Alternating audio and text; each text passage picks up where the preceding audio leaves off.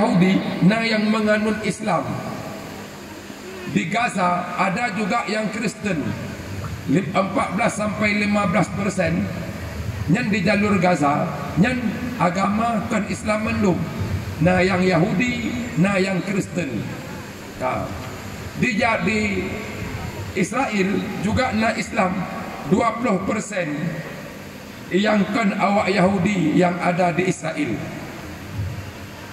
Diperkirakan 16% yang di Israel penduduknya Islam. Orang Yahudi yang Islam. Pandai cerita, orang Yahudinya liabah sekte. Harus diceritakan sampai salah yang dalam menghukum. Yahudi nasionalis. Mereka anti perang.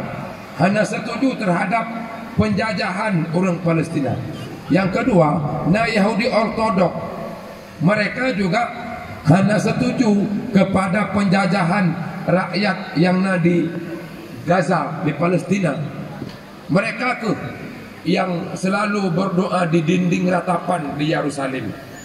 Karena mereka sadar kita ini rakyat Israel numpang tua di bumi Palestina. Kenapa kita menjajah?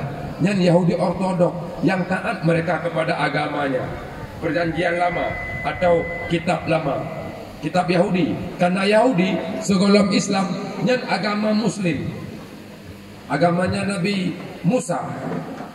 Tapi mereka yang membunuh para nabi. Nabi Zakaria dibunuhnya.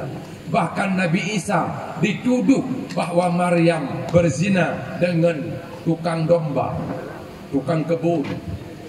Yang tuduh awak Yahudi. Menyertakan garis sejarah orang Kristen, orang Nasrani dengan Yahudi yang paling bungeh dua. Karena yang pegah anak zina Nabi Isa nya awak Yahudi Zionis. Dan sekte yang ketiga, Yahudi yang di Israel yang adalah Yahudi Zionis. Tapi ingat, kecerdasan mereka sampai hari ini Allah kekalkan. Dan salah satu kenapa Yahudi itu cerdas, rahasianya membaca Al-Quran. Karena saya kalau judul sentuh hatimu dengan Al-Quran. Saya mau cerita, mau dengar? Saat remaja, Profesor Dr. Baharudin Yusuf Habibi kuliah di Jerman. Kuliah di Jerman.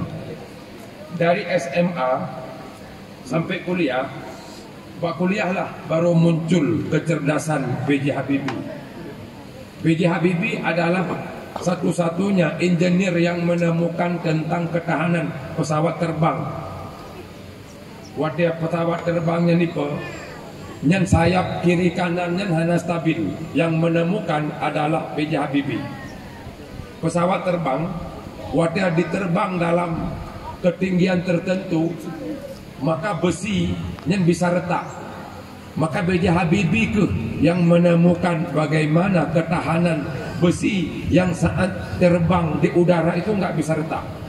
Karena menyeka penerbangan 50.000 kaki ke udara, di udara yang dinginnya suhu mencapai min 50 derajat.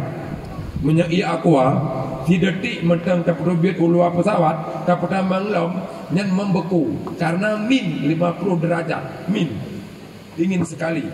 Maka dalam pesawat kok tidak dingin karena ada pengstabilan suhu di pesawat. Itu namanya lapisan ozon. Apapun benda langit yang jatuh yang dikikis oleh lapisan ozon. Pesawat terbang dalam ketinggian tertentu, maka besi yang diterbangkan di pesawatnya bisa retak. B.J. Habibie menemukan yaitu dilapisi badan pesawat dengan keramik. Keramik satu-satunya benda yang tidak bisa dikikis oleh lapisan ozon. Lapisan ozonnya bisa memakan atmosfer.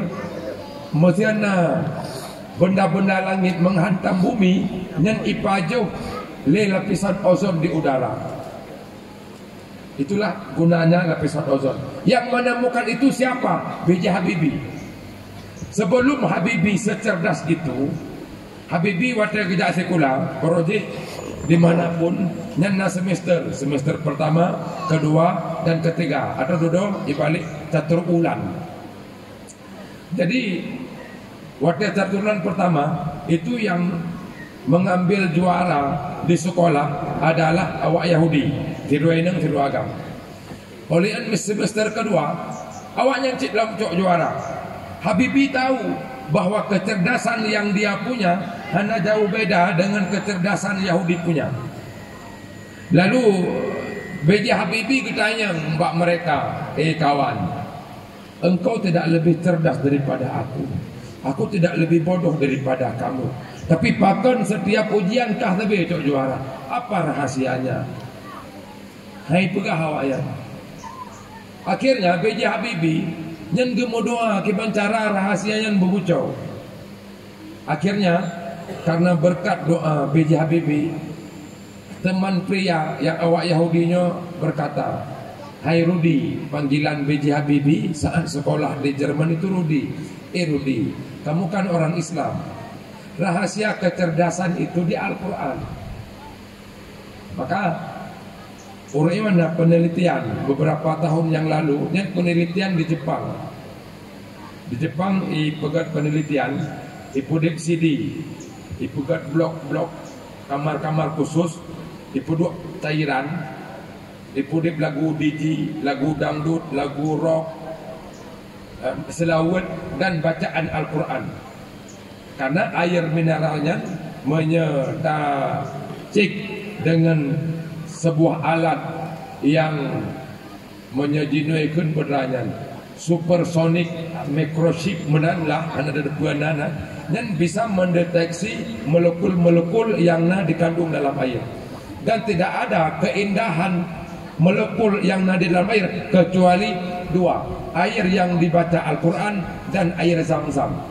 Pernah bagah oleh seorang insinyur yang tugasnya meneliti air di Jepang. Bahkan ia mendam-damnya pun cukup hebat, karena tidak ada kalimat selain talbiyah, zikrullah di dalam orang membaca tawaf. Itu yang menyebabkan ia mendam-dam itu menjadi obat segala penyakit.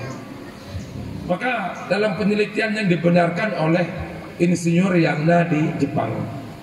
Sementara B.J. Habibie wadah gedinga penjelasan awak Yahudinya baca Quran.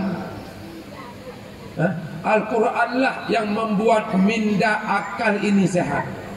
Sejak itulah B.J. Habibie tersungkur malu. Malu ya ke? Oleh yang gejak sega baru rumah teman laki-laki yang Yahudi. Poh dia malam Yahudi buduknya ibu dah. Imana dipakai minyak wangi ibad Quran.